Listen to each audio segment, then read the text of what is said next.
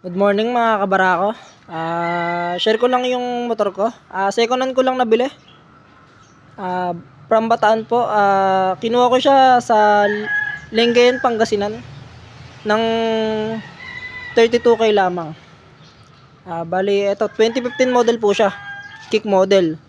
Pero kinonvert ko po siya ng electric start. Ito po.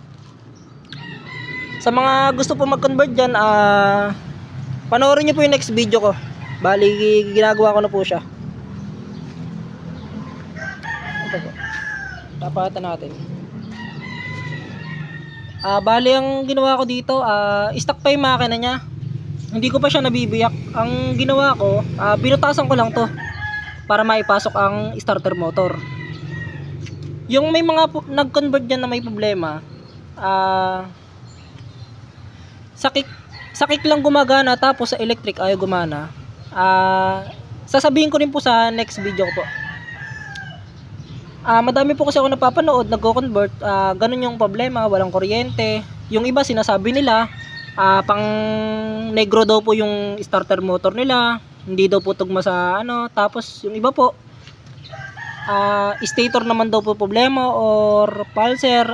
Wala naman po problema ron, kahit ano po yan. Sa next video ko po sasabihin kung ano po yung ginawa ko. Dahil nag-convert po ako, wala rin po siyang kuryente sa una. Kaya yun po ang isi-share ko sa inyo, mga kabarako. Sa mga gusto mag-convert. Ito po. 25K odo ko po siya nakuha, 28K odo na po siya ngayon. Try natin. Ayan, one click lang po siya. Wala lang po problema.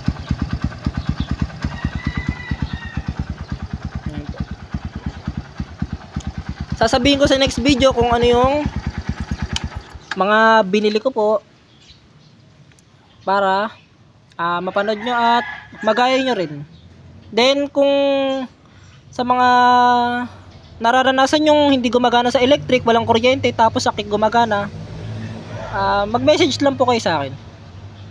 Tutulungan ko po kayo. Hanggang dito lang po. You were the shadow